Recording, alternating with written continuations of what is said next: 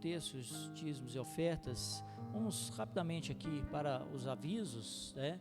Nós recebemos aí de último a informação do decreto do município, do prefeito Juliano, né, do Ministério, da Secretaria, né, de Saúde, e o decreto que entra em vigor, né, a partir de amanhã, e as igrejas não vão poder funcionar aí durante um período que nós não sabemos até quando, né?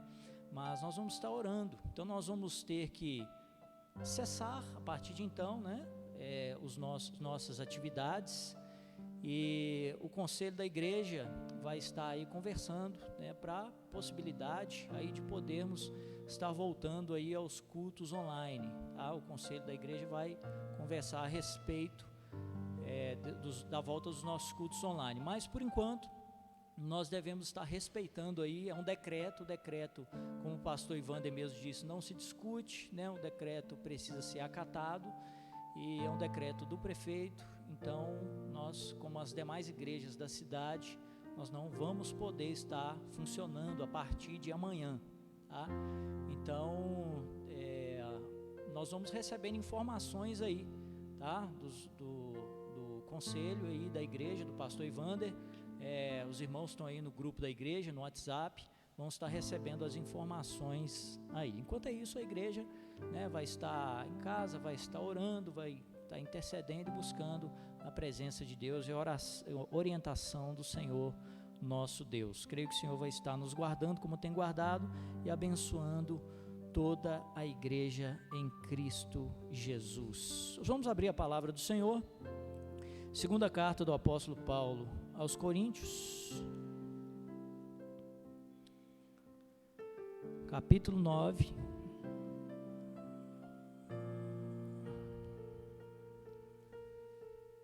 segunda carta aos Coríntios, capítulo 9, verso 6.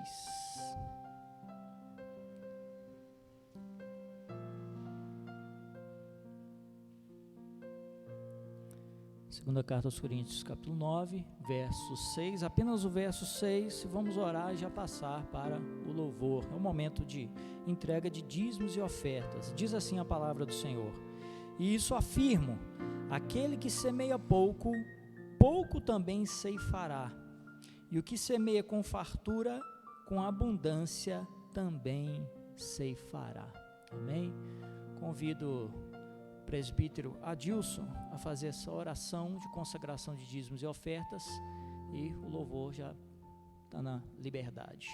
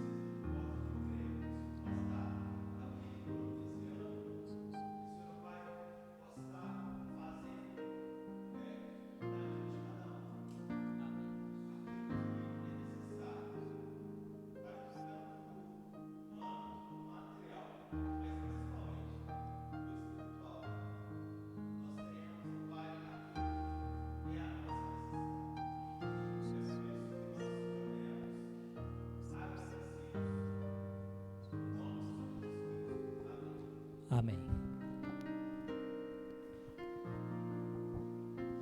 Amém, igreja? Vamos agradecer de pé.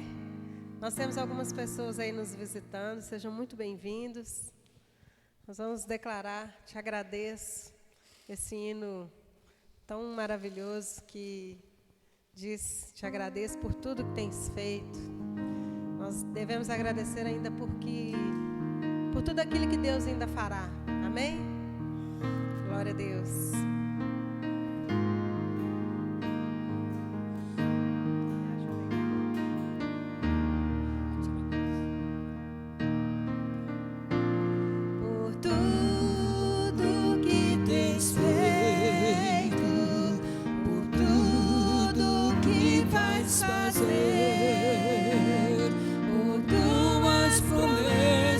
E tudo que és, eu quero te agradecer por todo o meu ser,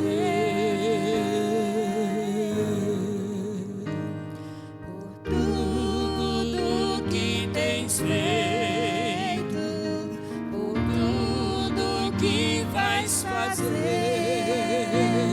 por tuas promessas e tudo que és, eu quero te agradecer por todo o meu ser. Te agradeço, meu ser. Te agradeço,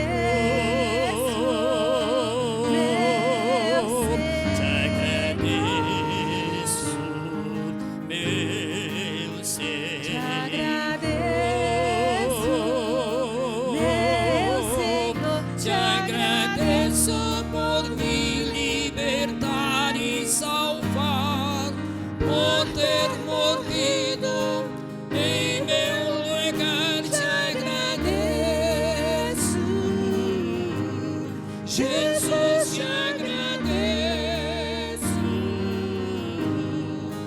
eu te agradeço, te agradeço.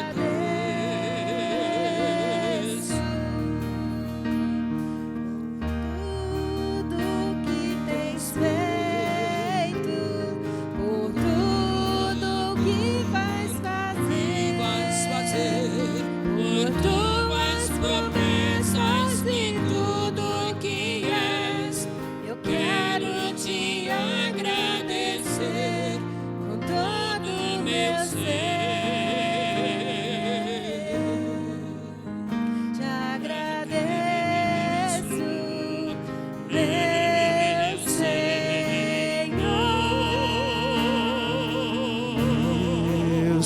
Te agradeço, meu Senhor. Meu Senhor. Te agradeço por me libertar e salvar, por ter morrido em meu lugar. Te agradeço, Jesus, te agradeço, eu te agradeço,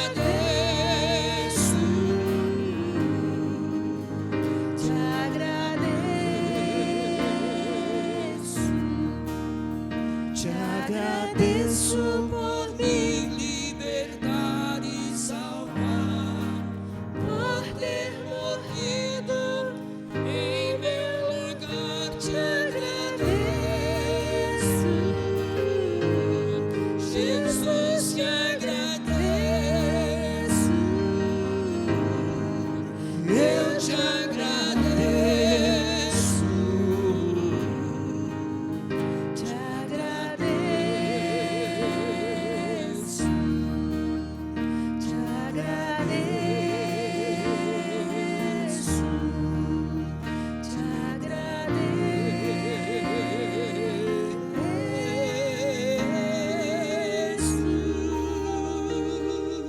Amém? Aleluia.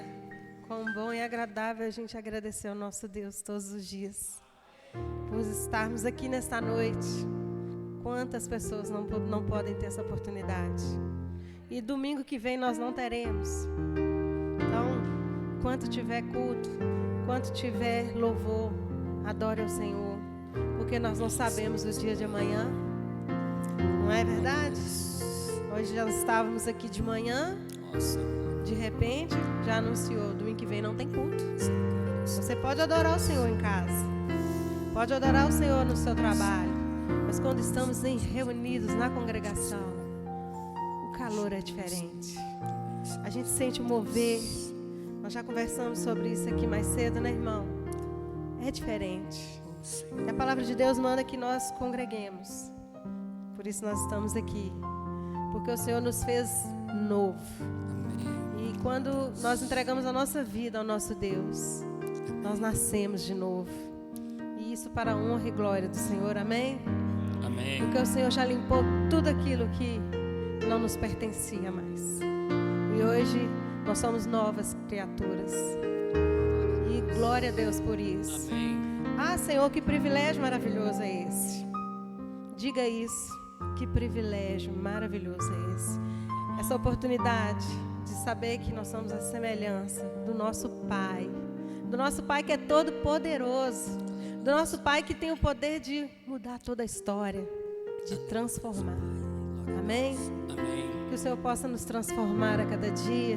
Que nós alcancemos a santificação para que estejamos juntamente com o nosso Pai na glória. Amém? Pedir ao Senhor que abra os nossos olhos, porque nós precisamos ver, Senhor. Abra, Senhor, ó Deus, os olhos da Tua igreja. Abra, Senhor, ó Deus, os nossos olhos, para que, ó Deus, nós enxerguemos, ó Deus, a Ti. Que nós enxerguemos, ó Deus, Deus, que o Senhor está com todos nós, que nós podemos viver muitas aflições, sim, mas que o Senhor está aqui. O Senhor está, ó Deus, nos amparando, cuidando, carregando, ó Deus, no Teu colo. Em nome de Jesus, ó Deus, nós precisamos ver, Senhor, ó Deus. Venha com o Teu Santo Espírito Santo, ó Deus, habitar, ó Deus, em cada coração aqui, Deus, em nome de Jesus. Aleluia. Aleluia, Jesus. Diga a Ele. Senhor, abre os meus olhos, preciso ver a realidade de quem eu sou, criado em Ti, a Tua semelhança. Olha que coisa linda. Aleluia. Senhor, o meu passado Teu sangue apagou, uma nova vida me entregou. O Teu poder transforma o meu ser de glória em glória. Eu nasci de novo, nasci de novo em Ti. Sou mais que vencedor. Eu nasci de novo, nasci de novo. Faz viver assim como sou. Senhor, abre os meus olhos, preciso ver a realidade de quem eu sou, criado em Ti, a Tua semelhança. E só Ele pode abrir os nossos olhos. Senhor, o meu passado Teu sangue apagou, uma nova vida me entregou. O Teu poder transforma o meu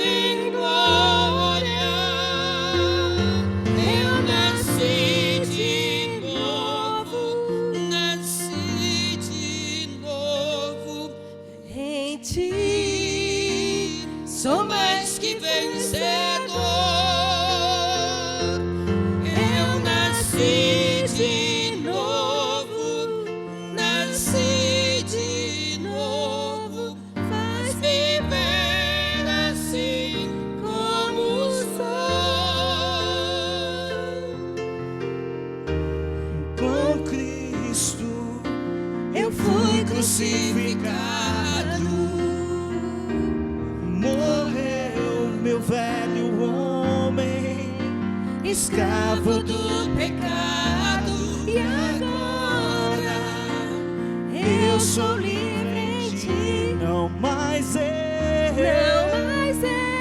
mas Cristo vive em mim. Eu nasci de novo. Declare isso. Declare que você é uma nova criatura. Ah, Senhor, nós somos mais que vencedores porque o Senhor está aqui. Aleluia. Nasci de novo, faz-me ver assim como sou. Eu nasci de novo. Aleluia. Nós te louvamos, Senhor. Ah, Deus, Tu és tremendo. Obrigada, Senhor. Nós te louvamos. Nós te louvamos, ó Deus, por essa bênção que o Senhor nos concedeu. Ah, Jesus. faz-me ver assim como sou. Uma nova criação eu sou. Eu sou. Uma nova criação eu sou. Nós somos, Senhor. Nós te louvamos, bendizemos o Teu santo nome, Pai. Obrigada, Deus, por nos fazer uma nova criatura. Te fazer entender, ó Deus, que só o Teu Santo Espírito, ó Deus, pode, ó Deus, nos convencer de tudo aquilo que não agrada o Teu coração. Deus, nós te louvamos porque o Senhor é tremendo. O Senhor tem derramado as Tuas misericórdias, ó Deus, sobre as nossas vidas. Nós te exaltamos, ó Deus, bendizemos o Teu santo nome, ó Deus. Glórias, glórias, glórias a Ti, Senhor, nesta noite. Muito obrigada, Senhor, ó Deus, por esse privilégio de saber, ó Deus, que nós temos a oportunidade de crescer, de ver, ó Deus, como nós somos. Abra, Senhor, os nossos olhos, ó Deus, naquilo que for necessário, Senhor, em nome de Jesus, para que alcancemos, ó Deus, a Tua graça, para que alcancemos, ó Deus, a vitória, e a maior vitória, Senhor, ó Deus, não terrena, porque muitas vezes nós confundimos vitórias com a maior vitória, que é a salvação, ó Deus, e a conquista da coroa, ó Deus, para chegarmos até Ti, Deus, em nome de Jesus, em nome de Jesus, amém.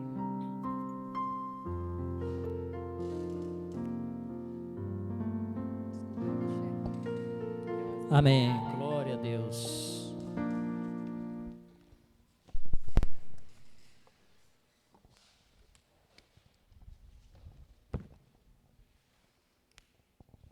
Amém, irmãos, vamos abrir a palavra do Senhor. Convido a igreja a estarmos de pé para abrirmos as Escrituras. Vamos abrir na primeira carta do apóstolo Pedro, capítulo 4.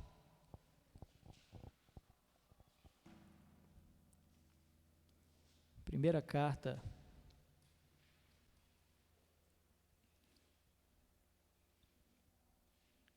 de Pedro, capítulo 4, do verso 12 ao verso 19. Nós vamos estar lendo.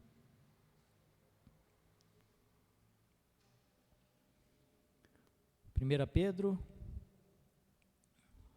capítulo 4, do verso 12 ao verso 19.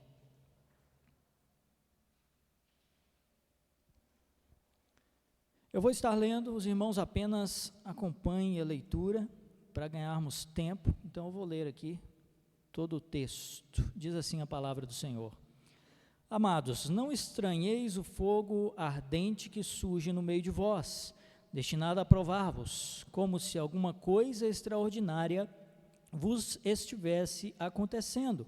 Pelo contrário, alegrai-vos na medida em que sois coparticipantes dos sofrimentos de Cristo, para que também na revelação de sua glória vos alegreis exultando. Se pelo nome de Cristo sois injuriados, bem-aventurados sois, porque sobre vós repousa o Espírito da glória e de Deus. Não sofra, porém, nenhum de vós como assassino ou ladrão ou malfeitor ou como quem se intromete em negócios de outrem. Mas, se sofrer como cristão, não se envergonhe disso, antes glorifique a Deus com esse nome, porque a ocasião de começar o juízo pela casa de Deus é chegada. Ora, se primeiro vem por nós, qual será o fim daqueles que não obedecem ao evangelho de Deus? E se é com dificuldade que o justo é salvo, onde vai comparecer o ímpio, sim, o pecador? Por isso também, os que sofrem segundo a vontade de Deus, encomendem a sua alma ao fiel Criador na prática do bem. Oremos. Pai amado, em nome de Cristo Jesus, queremos agradecer-te mais uma vez por estarmos na tua presença, na tua casa, rogando ao Senhor que derrame as tuas bênçãos sobre nós, fale conosco através da tua santa palavra, tocando cada coração, cada vida, começando aqui do altar, de mim, ó Deus, possamos estar vazios de nós mesmos, e o Senhor nos use como instrumento do Senhor para a glorificação do teu nome. Ó Deus, que nessa noite teu Espírito Santo possa operar maravilhosamente em nossa vida, na tua igreja, ó Deus, exaltando o teu nome, o que oramos, bendizendo no nome santo do Senhor Jesus. Amém. Amém. Amém, irmãos, podem se assentar. No tempo que vivemos, difícil, um tempo que assusta a muitos, um tempo que vivemos num mundo onde as pessoas, muitas se desesperam, nós como igreja de Cristo Jesus, devemos estar sempre esperançosos no Senhor, confiantes no Senhor nosso Deus, não se esquivando da nossa responsabilidade cristã de orar, de interceder, de nos posicionarmos como igreja de Jesus Cristo aqui nessa terra. Devemos fazer realmente a diferença diante de uma calamidade ao qual nós vivemos. Por isso o tema da presente mensagem é a esperança presente da vida vindoura. Olhamos para o texto e logo nós vemos no texto traços do autor dessa carta.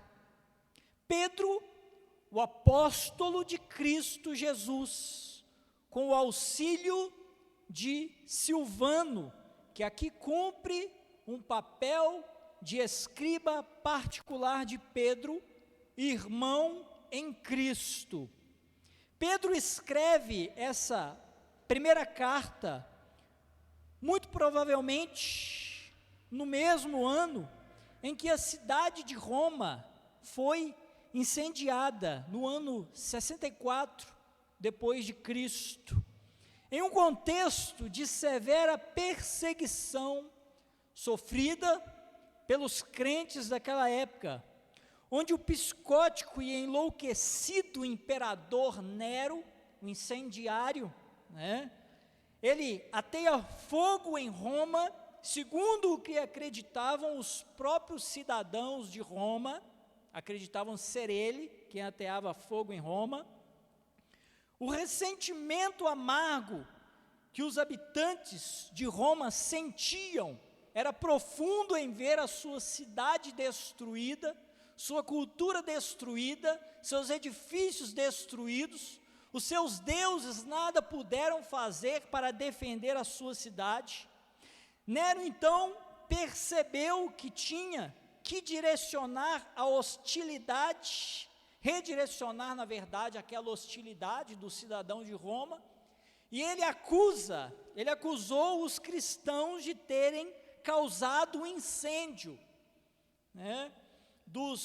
todos os bairros de Roma, apenas 3 bairros não foram queimados, e esses 3 bairros, milagrosamente, eram bairros onde os cristãos residiam.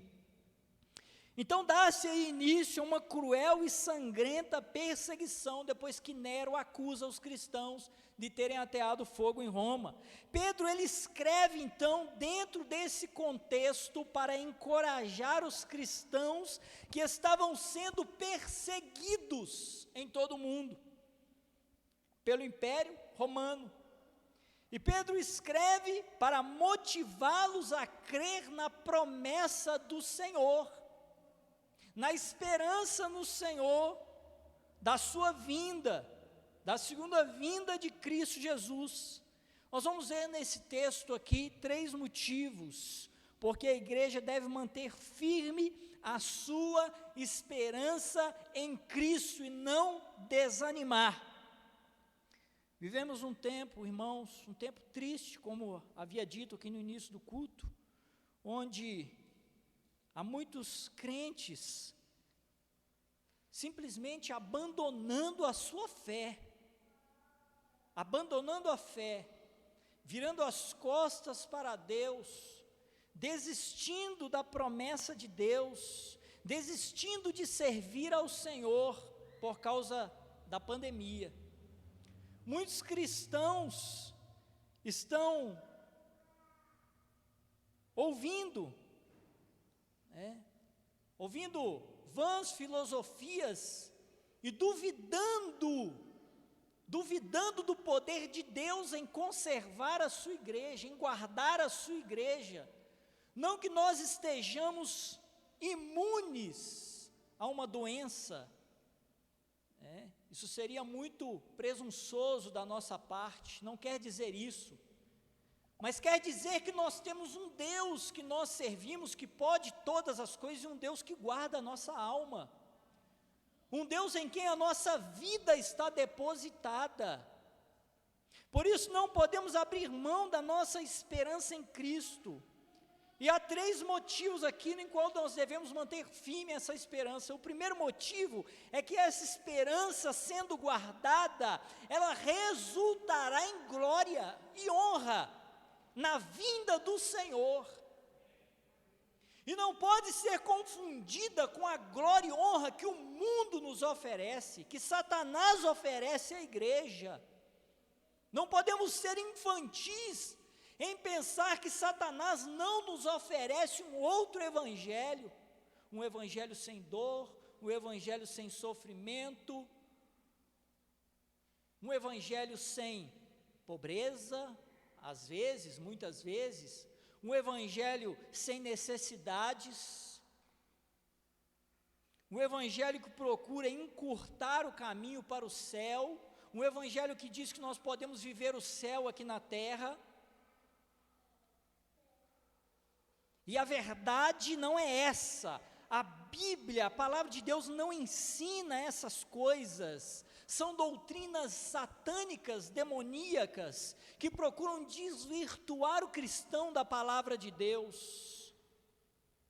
Por isso, esse primeiro motivo em que a igreja, ela tem e deve ter essa esperança, guardando essa esperança, ela resultará em glória e honra com a segunda vinda de Cristo. Versículo 12 e 13, veja na sua Bíblia o que diz: amados, não estranheis o fogo ardente que surge no meio de vós. Ele está falando da perseguição, destinado a provar-vos como se alguma coisa extraordinária vos estivesse acontecendo. Pelo contrário, alegrai-vos na medida em que sois coparticipantes dos sofrimentos de Cristo, palavra-chave aí, para que também na revelação da sua glória vos alegreis exultando. Pedro escreve em meio à perseguição, que era evidente, era inegável, era sentida por todos os cristãos, perseguição do império. Havia um sentimento de dor e perda no meio da igreja, sentimento de dor e de perda por causa da perseguição. Muitas pessoas, quando são provadas, elas tendem a abandonar a sua fé, ou até mesmo a questionar os propósitos de Deus. acham que lá naquele tempo não havia já cristãos que abandonaram, que negavam a sua fé? Existiam muitos. Quando eram colocados em meio à tortura, muitos negavam a sua fé. Quando eram ameaçados de perder a sua casa, seus bens, muitos negavam a sua fé. Quando eram ameaçados de perder seu filho, sua filha, sua mãe, seu pai, muitos negavam a sua fé.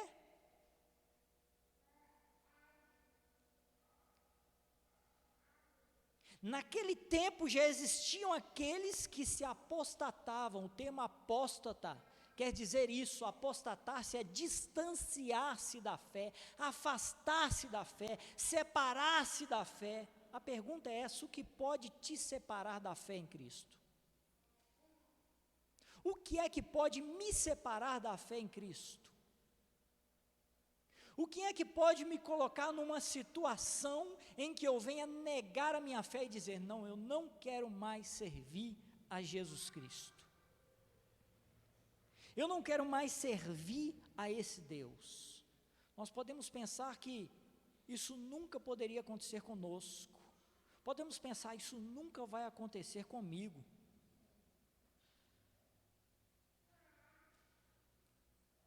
Mas quem sou eu diante de uma situação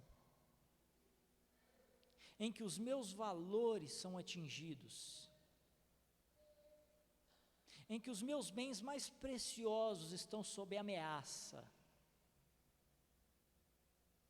Até que ponto eu posso dizer que tenho fé em Cristo Jesus? A verdade é que a Bíblia, a palavra de Deus nos ensina que essa fé não é fruto da minha vontade, não é fruto do meu eu. Essa fé, ela vem do Senhor. Aí está a segurança da igreja. Por isso é que o Senhor sabe que em determinadas situações eu posso vir a negá-lo, mesmo que não com a minha boca, mas com as minhas atitudes. E muitas vezes eu até o nego com minhas ações. Mas aquele que é crente, aquele que é salvo em Cristo Jesus, ele é posto em todas as provas, ele passa por todas as tribulações, todas as provações, mas o Senhor tem para ele uma viva e eterna promessa.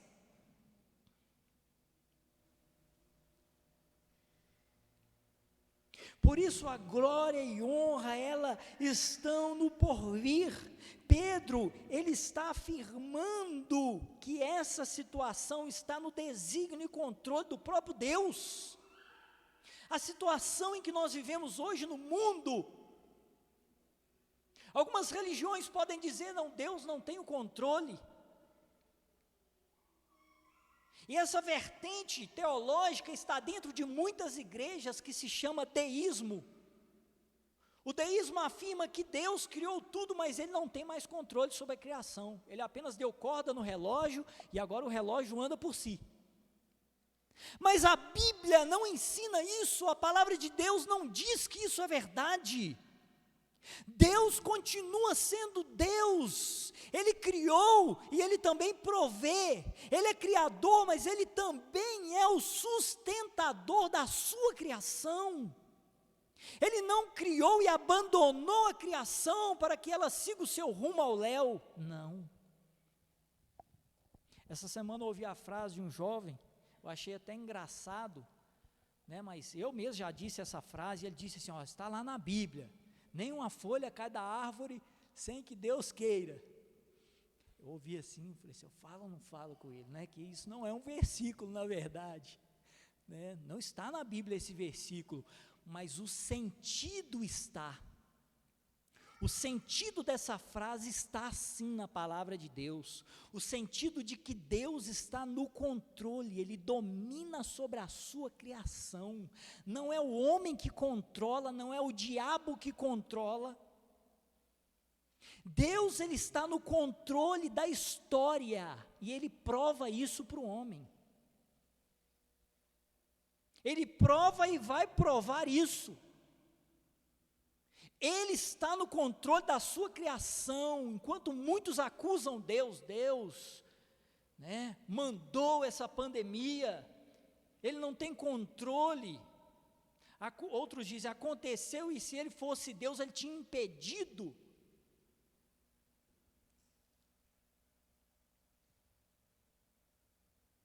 Falta de conhecimento da palavra, de convicção da palavra, como se Deus fosse um Deus pequeno, como se Ele não tivesse o poder sobre a criação, como se Ele não fosse o El Shaddai, o Todo-Poderoso, como se Ele fosse um demiurgo, né, um Deus inferior, como afirmam os testemunhos de Jeová, né, Deus é um Deus pequeno. Não, Ele não é um Deus pequeno. O Deus que eu creio, Ele tem o domínio sobre a sua criação. Ele não só criou, Ele pode fazer o que Ele quiser fazer, e Ele está no controle. Então Pedro está afirmando que essa situação em que os cristãos viviam nesse tempo, em que os cristãos poderiam se desesperar, Pedro está encorajando-os e dizendo que Deus tem o seu desígnio, Deus está no controle, porque Ele é o Deus. Martinho Lutero, ele diz que, interessante, uma masmorra com Cristo é um trono, e um trono sem Cristo é um inferno. Isso é verdade, porque eu posso viver no meio de uma pior pandemia que for, se eu não tiver a Cristo, não adianta. Se eu tiver a Cristo, pode vir a pior pandemia.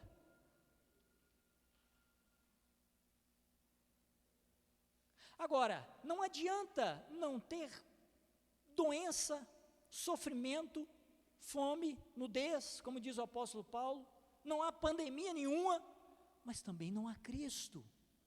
De que me adianta? De que adianta a igreja? De que adianta viver, como diz o apóstolo Paulo? O viver é Cristo, o morrer é lucro. Palavras do apóstolo Paulo.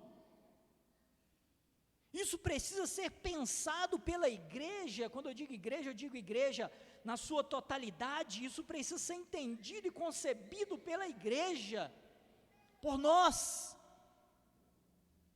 E Pedro, ele está dizendo à igreja, interessante, perseguição, crente morrendo, né, o imperador rateando fogo em Roma, e aí passa a espada no crente do lado, crente do outro, casas de cristãos sendo assoladas, muitos sendo lançados nas masmorras, e Pedro está dizendo assim no versículo 13, alegrai-vos, é o versículo 13, alegrai-vos, é o que Pedro está dizendo. Esse aparente paradoxo, né? Podemos dizer, isso é um paradoxo. Pedro está louco, tanto de coisa ruim acontecendo, ele está dizendo, alegrai-vos. É isso que ele diz aqui, ó, no versículo 13, pelo contrário, alegrai-vos. Esse aparente paradoxo é encontrado em toda a argumentação de Pedro nessa carta.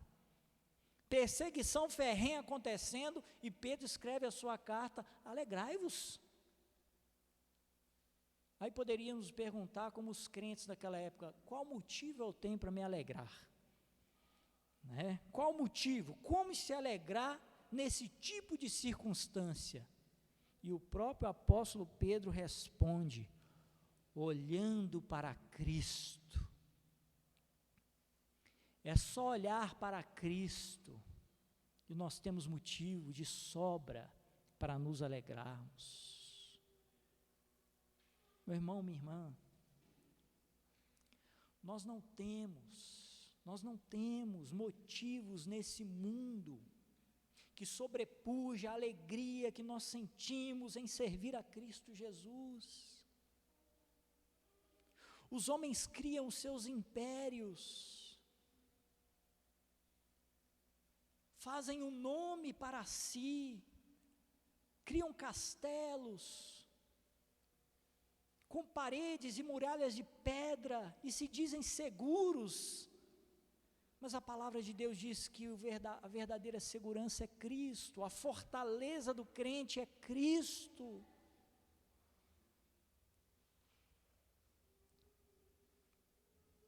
Pedro responde: olha, alegrai-vos, porque o motivo que nós temos de nos alegrar é Cristo.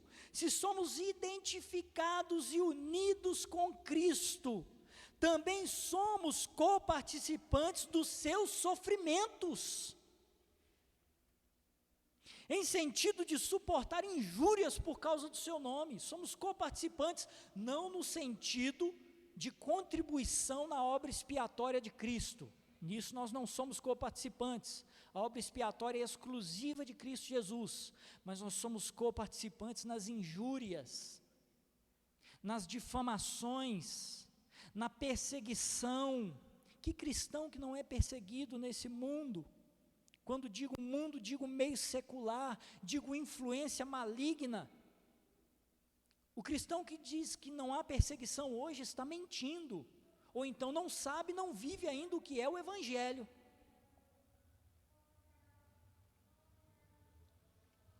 Porque a perseguição, ela existe. É só pararmos para pensar, e vamos ver que ela existe. Porque até a sua vinda, nós somos peregrinos e forasteiros nessa terra. Pedro chega a usar a figura dos hebreus na peregrinação pelo deserto, né? No capítulo 1, no verso 17, no capítulo 2, no verso 11, dessa mesma carta, Pedro usa a figura do forasteiro e do peregrino, do transeunte, do nômade, como Moisés foi nômade no deserto, como o povo de Israel peregrinou pelo deserto 40 anos, Pedro está afirmando: olha, nós somos a igreja, ela é forasteira nesse mundo, por isso não se acomode. A igreja não tem que se acomodar nesse mundo. Nossa, mas esse mundo está tão agradável para mim. Então você não é igreja, eu não sou igreja assim não. Esse mundo está tão, olha, eu vou fazer como que fique mais confortável. Tem que ficar confortável. Eu preciso buscar o conforto desse mundo que o mundo me proporciona. Isso está aquém do Evangelho, muito aquém do Evangelho, porque esse mundo não traz conforto, porque se tivesse trago conforto, o Senhor da igreja não teria morrido na cruz. E Ele mesmo diz: olha, o Filho do Homem não tem onde reclinar a cabeça. Por isso, a igreja tem que tirar de mente que ela tem o conforto nesse mundo, porque não tem.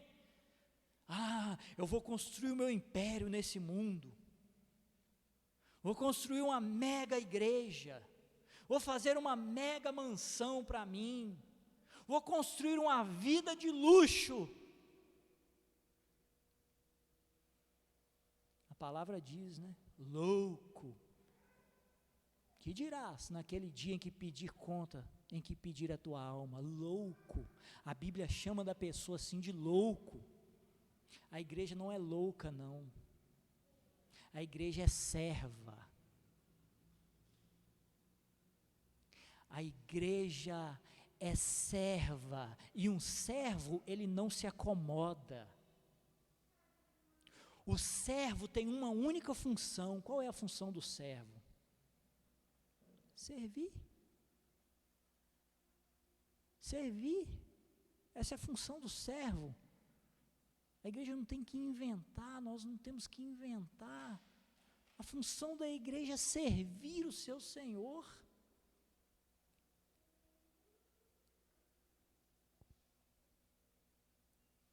Poderia me ater mais aqui, mas vamos seguir aqui. O segundo motivo: o Espírito de Deus repousa sobre a igreja e é quem a confirma. O Espírito de Deus repousa sobre a igreja e é quem a confirma. Versículo 14, veja comigo: se pelo nome de Cristo sois injuriados, bem-aventurados sois, porque sobre vós repousa o Espírito da glória de Deus. Prestaram atenção? Repousa. O Espírito Santo repousa sobre a igreja, ou seja, faz morada, habita, descansa. Como não lembrar daquela passagem que o Espírito Santo pairava ali sobre as águas, em Gênesis? O Espírito pairou, ele veio, ele está na igreja. Ele habita na igreja, ele molda a igreja, ele confirma a igreja. O Espírito Santo é o penhor da nossa salvação. O Espírito Santo, ele é a garantia. Ele é o selo e a marca de que a igreja foi escolhida por Deus. Não adianta os universalistas falarem, todo mundo é salvo. Não adianta os universalistas citarem, não, o mundo todo é salvo, porque isso é doutrina diabólica. É doutrina diabólica.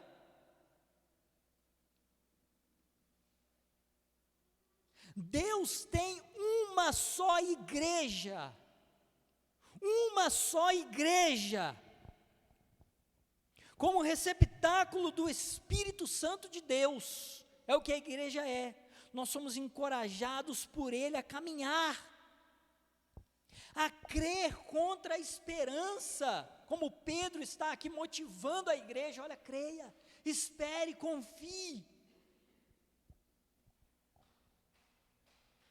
Crer contra a esperança. Interessante, Paulo na carta aos Romanos, capítulo 4, verso 18, ele cita a vida do patriarca Abraão, que já era de idade, amortecido pela velhice, seria humanamente impossível ter filho, tanto ele como Sara, e ele cita Abraão em Romanos, já em tenra idade, sem perspectiva de vida, e diz que Abraão esperou contra a esperança. É o que a igreja faz, espera contra a esperança, se havia encerrado as possibilidades humanas para Abraão, assim a igreja também, ela espera contra a esperança, sabe por quê? Porque há um mundo inteiro dizendo para a igreja, olha, não há um Deus, não há um Senhor, não há salvação, não há por que ser crente, não há por que servir a esse Deus, abre mão desse Deus, eu tenho uma proposta melhor para você, olha para o materialismo, não vai olhar para a fé, olha para as coisas que são palpáveis, para que crer, para que esperar? Para que declarar uma fé em um Deus que você não pode ver? Um Deus que você não sabe que existe? O mundo todo grita aos ouvidos, o mundo todo orquestrado pelo diabo grita aos ouvidos, às portas da igreja, para que a igreja não espere o seu Senhor, para que a noiva desista de esperar o seu noivo. Por isso diz, Abraão esperou contra a esperança. Pedro está dizendo o que o escritor da carta aos Hebreus disse no capítulo 12, no verso 2, que o Senhor é o autor e consumador da nossa fé. É por isso que eu não perco a minha esperança. É por isso que eu tenho convicção, e a igreja tem convicção de que vai morar na glória, convicção da sua salvação, porque essa fé, ela não é minha, ela é de Deus. Ela vem de Deus, e Deus não pode duvidar, senão Ele não é Deus. Se Deus me deu a fé e a convicção, quem pode dizer contra? E o terceiro e último motivo é que o Senhor nos reservou uma salvação eterna e inalterável em Cristo. Verso 17 ao 19, veja na sua Bíblia, para terminarmos. Porque a ocasião de começar o juízo pela casa de Deus é chegada. Ora, se primeiro vem por nós, qual será o fim daqueles que não obedecem ao Evangelho de Deus? E se é com dificuldade que o justo é salvo, onde vai comparecer o ímpio? Sim, o pecador. Por isso também os que sofrem segundo a vontade de Deus, encomendem a sua alma ao fiel Criador na prática do bem. Então o Senhor reservou uma salvação eterna e inalterável em Cristo. A salvação no contexto bíblico, ela é tanto um ato como um processo. Ato no sentido de que Cristo subiu à cruz do Calvário e morreu pelos pecadores, por isso um ato. É também um processo, porque aconteceu no passado, com a morte de Cristo Jesus. No presente, nós colhemos os benefícios dessa salvação, porque o Espírito Santo habita em nós, prova de que Jesus Cristo foi, e o seu sacrifício foi aceito. E é também um processo no sentido escatológico, no futuro. Por quê? Porque ele virá na sua vinda, aí então, essa salvação se consumará na sua plenitude, onde nós teremos os corpos transformados e glorificados para estarmos na glória eterna com Cristo Jesus. O verso 17 é interessante, que fala que há um juízo, e esse juízo ele começa pela casa de Deus. Esse juízo, ele pode ter o propósito aí de purificação, né? Onde a casa de Deus, ela passa pela provação, como em Provérbios, né? A prata, o ouro, passa pelo fogo para ser purificado, assim também a igreja. Esse fogo é provação, é tribulação que a igreja precisa experimentar, e aquele que corre, aquele que desiste, está sendo como que provado, né?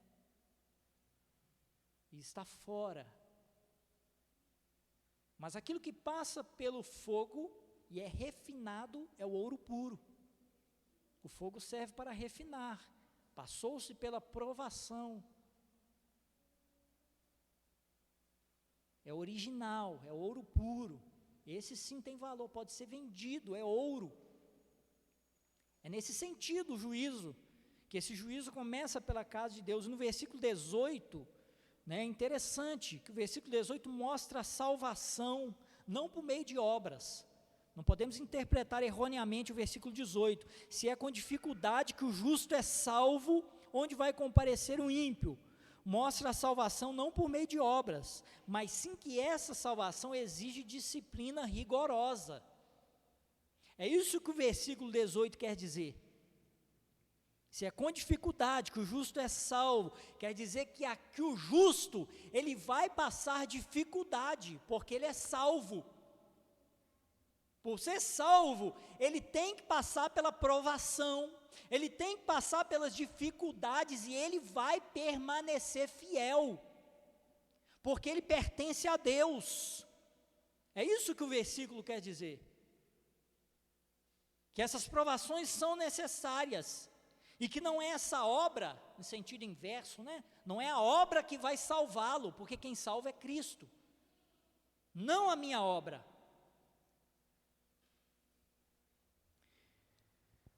Meus irmãos, de acordo com a tradição,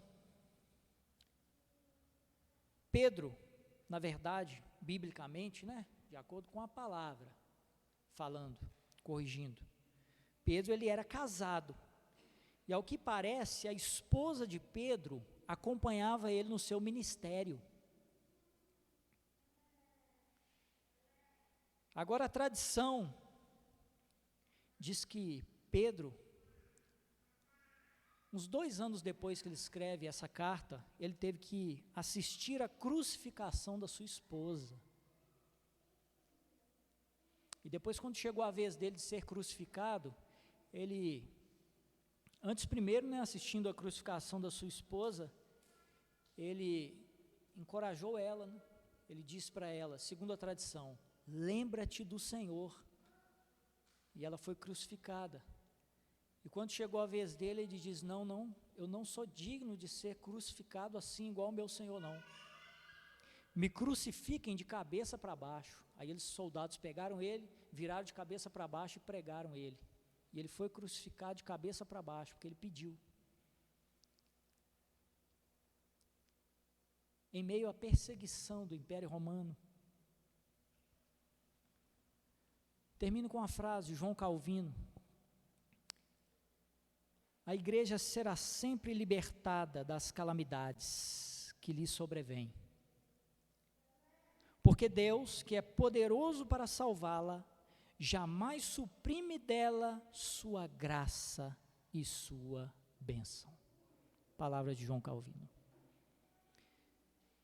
Que o Senhor possa sim guardar a nossa vida, nos livrar e nos conservar em santidade, puros, até a volta de nosso Senhor, Cristo Jesus. O Senhor nos abençoe. Vamos ficar em pé e vamos orar.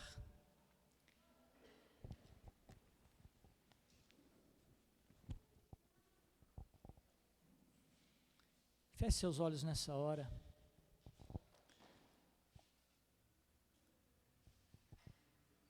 Deus querido, Pai bendito, nós não somos dignos de estar em Tua presença. Senhor Jesus, como é bom estarmos reunidos, como é bom ouvir a Tua palavra, como é bom ouvir da viva esperança que temos na Tua volta. Nós não temos repouso nesse mundo, a nossa esperança não está nesse mundo. Graças nós te damos, Senhor, porque o Senhor tem nos alegrado. Graças te damos porque a nossa alegria é a Tua palavra, a nossa alegria é o Senhor. Graças ao Senhor que nos deu a convicção, a certeza da nossa fé em Cristo Jesus. Isso não depende de nós, sabemos porque nós somos falhos, somos inconstantes e precisamos do Senhor todos os dias. Graças ao Senhor, ó Pai, a Tua palavra é sagrada. A Tua palavra é eterna, a Tua salvação que o Senhor preparou para nós é eterna. Obrigado, Senhor, obrigado. Como igreja nós não somos orgulhosos e presunçosos, achando que podemos alcançar essa salvação, não, essa salvação vem do Senhor.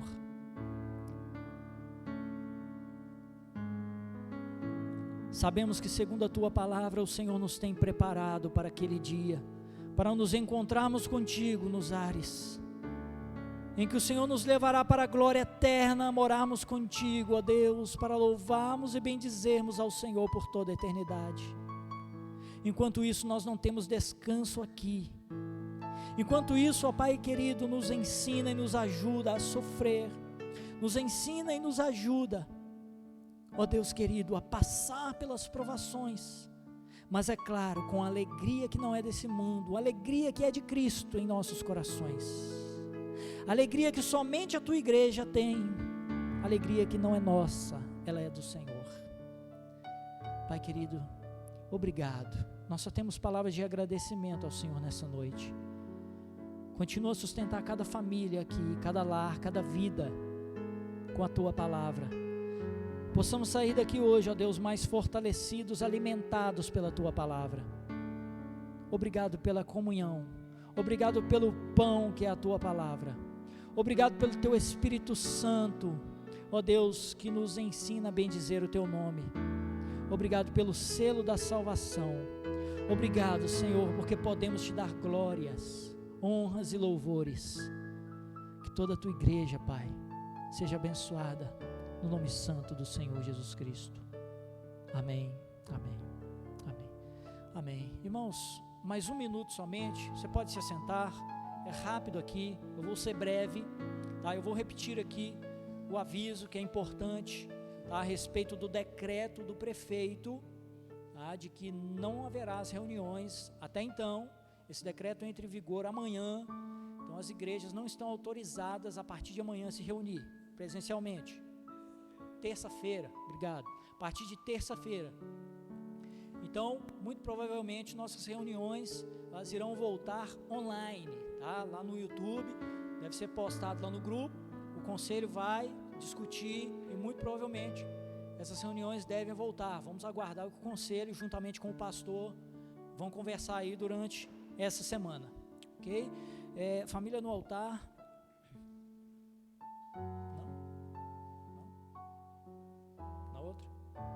Então não há família no altar essa semana, tá?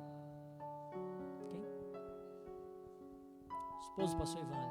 Então vamos estar orando, né, durante essa semana pela esposa do pastor Evander, tá? A irmã Carminha. Então os irmãos lembrem da vida da irmã Carminha durante toda essa semana e nós vamos estar intercedendo e orando pela vida dela. Amém, irmãos? O pastor hoje está em Vargem Alegre, né? Irmã Márcia, orando também pela irmã Márcia, né?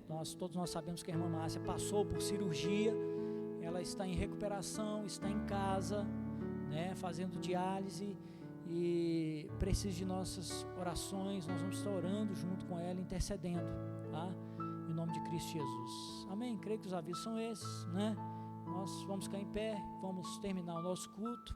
Deus esteja abençoando a vida de cada irmão e que cada um possa voltar em paz para a sua casa, o seu lar, com a bênção de Deus, com o Espírito Santo de Deus, que tem nos abençoado. Glórias a Ele. Feche seus olhos nessa hora e vamos agradecer ao Senhor. Senhor, nós somos gratos a Ti pela bênção nessa noite, pela Tua palavra que foi pregada, pelos louvores que podemos entoar ao Senhor. Obrigado pela comunhão do Teu Espírito Santo, pela vida do meu irmão. Ó Deus, eu me alegro pelo meu irmão, ó Pai querido que está aqui hoje, pela vida de cada irmão aqui, por cada família que o Senhor tem sustentado na Tua palavra, com a Tua graça. Deus querido, obrigado. Nossa alegria está no Senhor. Leva-nos agora em paz, guardados pelo Senhor, motivados pelo Teu Espírito, até os nossos lares, ó Pai. Em nome de Cristo Jesus, como o Senhor sempre nos tem guardado e nos falado, pois temos uma viva esperança. Obrigado mais uma vez. Nós Te bendizemos, Te louvamos, no nome santo do Senhor Jesus Cristo. Amém. Amém.